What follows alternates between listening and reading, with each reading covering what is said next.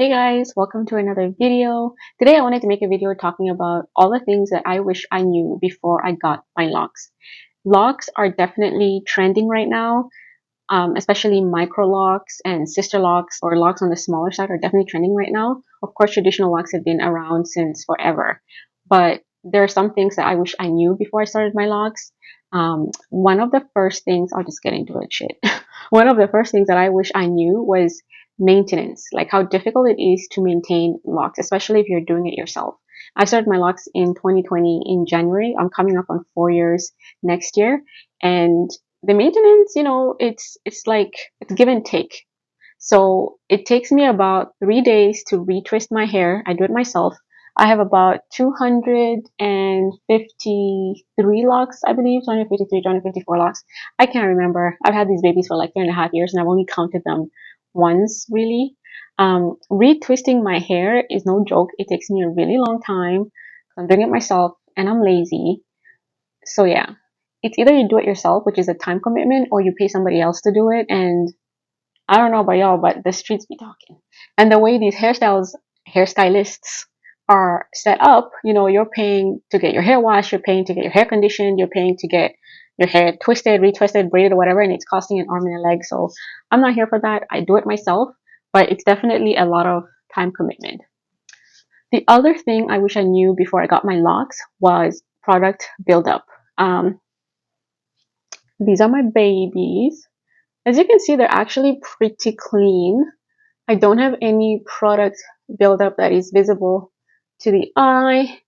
Super proud of that.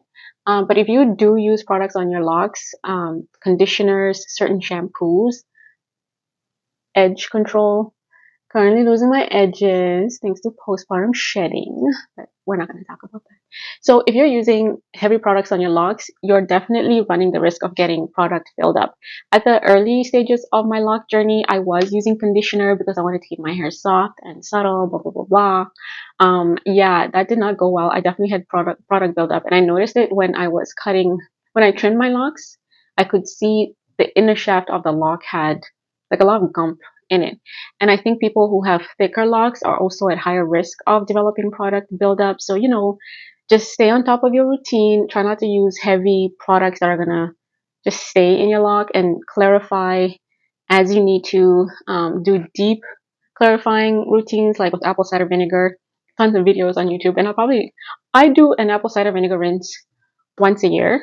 And I think I'm coming up on one because I'm almost 4 years now. So if you guys want to see that, I'll definitely do a video showing how I clarify my hair with apple cider vinegar, and just my whole wash process is also on here. So I'll link that video in the description. The next thing that I wish I knew before getting locks was lint.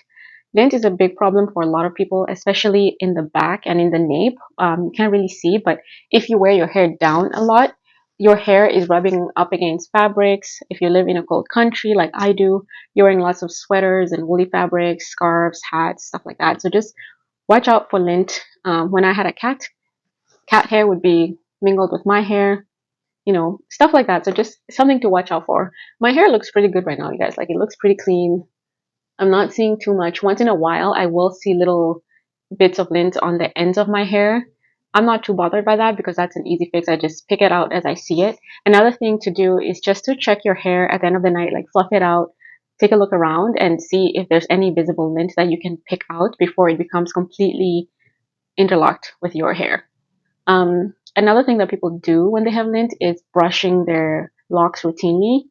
I don't think I'm going to be doing that because I don't know. I just don't want to mess up the integrity of my lock. I think if you have thicker locks or more traditional locks, you can get away with brushing your locks.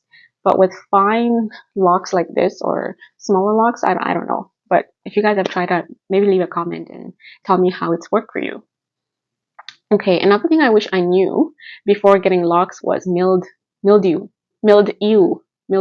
Okay, if you wash your hair, obviously you should be washing your hair, but if you wash your hair and you do not let it dry properly, you will get that smell that most people have with their hair. It's like locks that haven't dried up properly. You can actually develop fungi on your scalp from having that moist, warm environment and then mixed with dirt and all that stuff. So just super gross. Make sure that you dry your hair properly.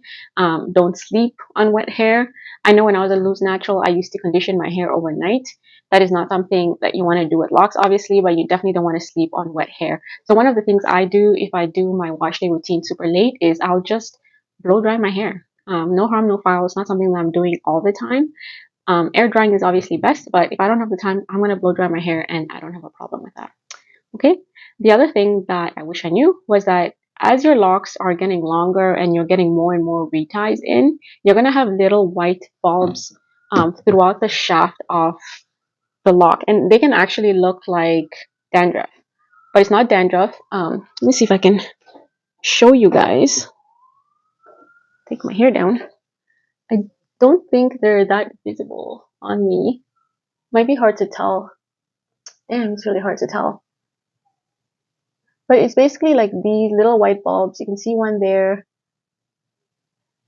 Oh, guys, I'm not the best example for this.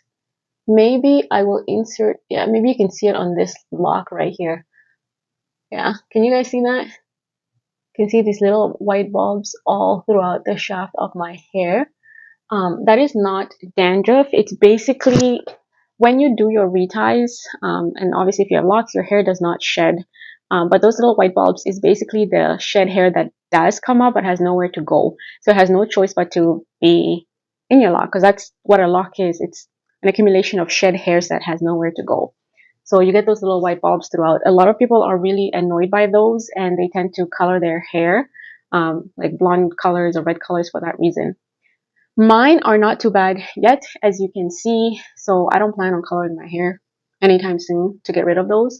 I do see them once in a while, but I'm not bothered by them yet. Um, Another thing you can do to, I guess, prevent those or make them less visible is that when you do your retightens, don't tighten too hard. Don't do that extra rotation, even if you think you can fit the needle through. If you're interlocking your hair, don't do it, sis. Do not do it because it's basically you just pulling out hair, and you're pulling out hair from the bulb, and that's what those little white speckles are in the hair. I'm gonna put my hair back up because I hate wearing it down. All right, and the other thing, I guess the last very simple thing that I wish I knew before locking my hair was the so-called ugly stage. Um, I'll try to insert pictures where I can. If you have locks and you start from scratch with like loose natural hair, then you have to go through the budding stage where your locks are starting to form, they're shrinking, they're throwing up gang signs, they're doing the most, and it's not always a cute look.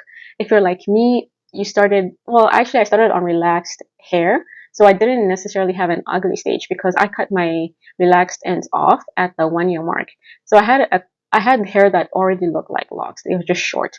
But if you start off on short hair or even long hair, when your hair starts to bud, it's really unruly. It's like an in-between stage between, are you going to do something with that? Are you locking? Are you going to comb your hair today? Like what's going on? That's basically the type of questions that you might be getting. But you know what? That's something you just have to push through. Remember, you are beautiful no matter what, but I don't have to tell you that. So there is an ugly stage. I just call it an adjustment stage that everybody has to go through when they're locking because as the years go by, your locks mature and they look more like locks and they look good and you don't have to do anything. Basically after that, you just enjoy your hair the way it is. Anyway, guys, this was a very short, quick video. I hope you enjoyed it. Please like, comment, and subscribe. Help a sister out, okay? But yeah, leave a comment if you have any other things or any other words of wisdom that you want to impart on ladies that want to lock their hair. See you guys in the next one.